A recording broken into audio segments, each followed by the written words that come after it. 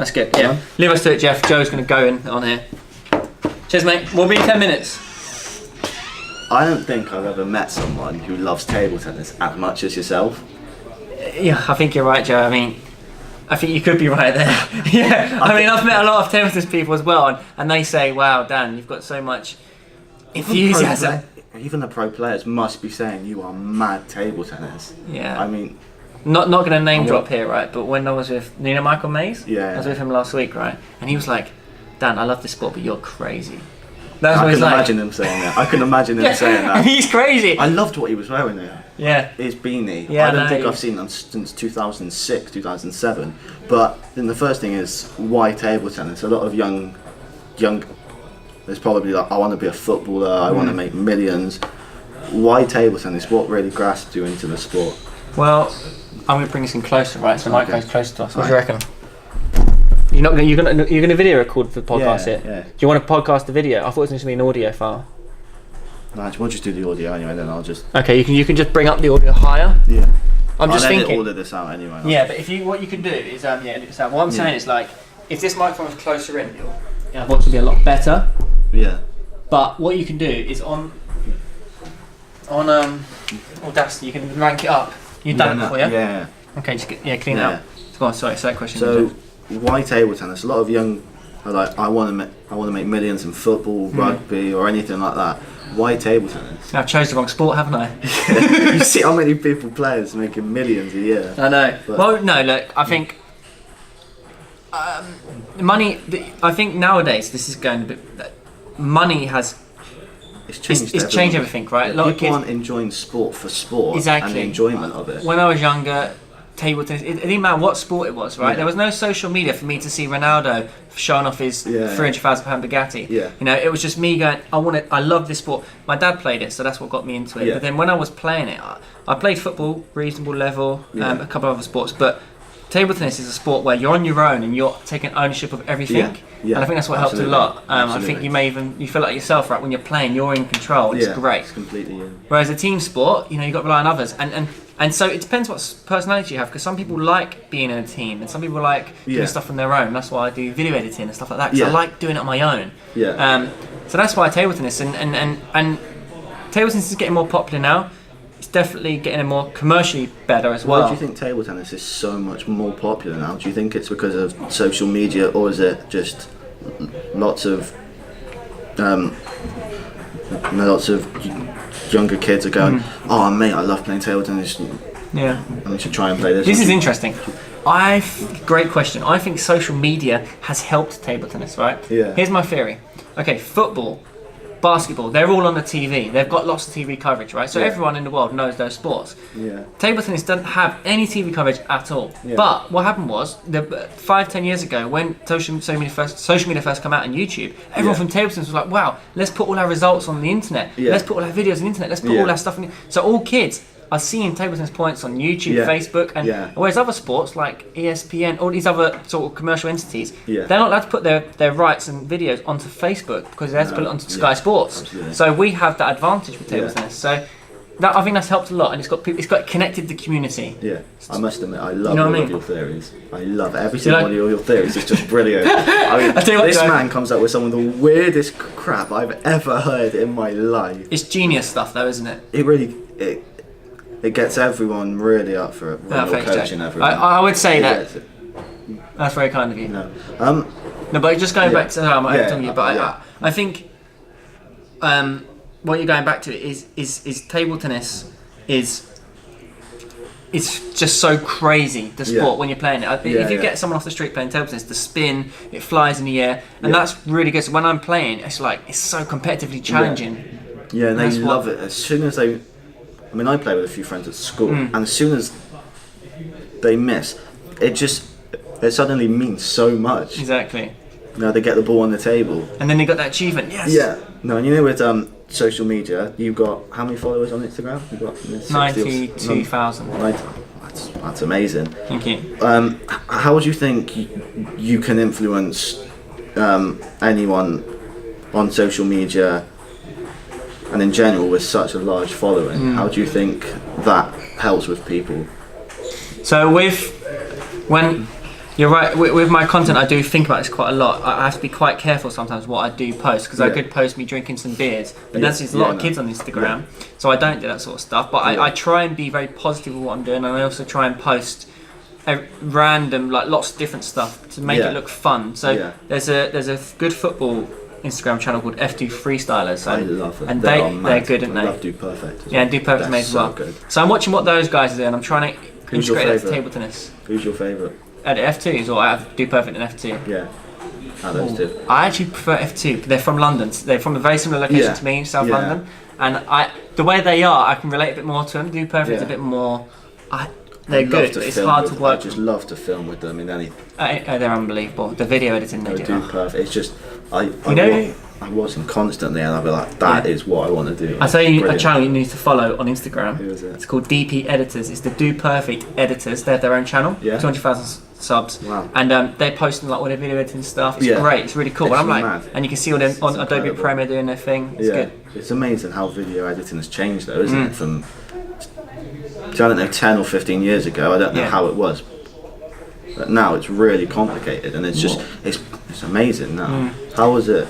That's what I'm saying. Like, 10 years ago, even when I was video editing, then there was a lot more cut, put it together, go. But now it's more like overlays, graphics, sound effects. Yeah, absolutely. And that's what actually engages the audience, because there's so much content online now. Your content has to be really engaging. It has to. Yeah. If you don't. And so back to my thing on Instagram, Facebook. I try and be positive all the time and show some people on Instagram and that they have big channels, but then they're not pushing always the right stuff. And another thing is in sport, especially as a coach, you work with a lot of young people as well, and there's a lot of young people with mental health issues in sport and everything. How do you think, as a coach in any sport and in any way, you have an impact on? I think you can have a big impact, because I think coaches have a huge impact, because coaches, you want to be, you need to be an enthusiastic person, you know, and vibrant, and it can sometimes just give them that extra kick to their day, like, oh, I've got to tell this day, great, So whenever I'm around anyone, I'm always consciously aware of how I am visually, like what I'm wearing, making sure I'm looking professional, make sure I'm not on my phone or laughing about with someone else, focusing and then be with the current people I'm working with. So, and I think the coaches have a massive influence, and also coaches are really good at reading body language. So sometimes you can be aware when someone's having a bad day, and you go, "Hey, how you doing? I think we're alright," and you're aware of that. And I think as a coach, it's important to make sure that you are on top of those sort of things and reflect on your session and thinking, "Oh, how was that person? Did they have a good session? Did something happen?" Yeah. How is being a coach? Is it amazing? Is it challenging? It's got everything. It's very challenging. What's your favourite part about coaching? Is it seeing how they progress? Is it just in a training hall? Do you know what's interesting? So Nina is in a session today, right? So I've been coaching Nina all her life, and she's around 17 now. So she's not completely playing table tennis every day now. She's took a massive step back on it, focusing on studying. Yeah. And I'm like, that's great. And I feel her table tennis has really helped develop her and be a lot more confident, and she's really, she's really talkative, a lot of fun, lots of excitement, and that's rewarding for me, really rewarding. I think, I've had a big part to her life, it's only table tennis, but but it's amazing how much that has influenced how she does things, and she'll go to university or whatever, or wherever she goes to, and she'll have table tennis for life as a skill. I know that her sister Maria is in uni in London, and she's now on the table tennis team, which is wicked, right? Yeah, that's wicked. So she's going to meet new friends in that table tennis team there in London, and that's what it's all about. Apart from table tennis, even though you love it so much, what else is your favourite thing? So if you're not coaching, if you're not editing, what are you doing? I can't imagine you're not behind, it's a great not question. in front of a computer or in front of a table. Okay, it's a great question, because recently I've been working so much, I've been hitting a bit of fatigue and burnout myself, right? Yeah. And I'm recognising it, I'm like, okay. As much as you push through it, like my eyes, even now, I can feel it. And I'm going, I need to do something different. So I'm going to sign up to like my local gym and just like try and go there 3 days a week. But no, you're right, I don't do anything other than table tennis and computer. I've got no hobbies and nothing. It's all table tennis. Completely, utterly, 100% table tennis. 18 hours a day. Yeah. What's it? 18 hours a day? Oh, absolutely. I'm up most days at 5:30 in the morning, working until about 9, head out to coaching. It's all day. I got respect, grind. Respect, grind. You have to. Otherwise, someone's going to overtake you. The grind is real. the grind of getting a video onto 10 minutes long. Oh, absolutely. Just, I can respect that. Yeah, cheers, that's Joe. amazing. That is the hustle. And no, I am currently looking at what other stuff I can do now, because I need to try and have my own passion and hobby. And I think interestingly, table tennis and editing and all that stuff, it gives me such a kick as well. Yeah. So that's probably why I've got away with it. Yeah. I love, some of my friends, they go to different things, have their own hobbies and interests. That doesn't interest me. No, you'll find that a lot, isn't it? Yeah, with the media exactly. Guys. You find that a lot. And I think a lot of anyone like that, anyone who's working, especially freelance, and you're running all sorts of different things. Yeah, you have to be flat out, 110%. Well, thanks for your time. Cheers. Joe, I really enjoyed it. Thank you for interviewing me. It was good for me to reflect on things. It's awesome. Thank you.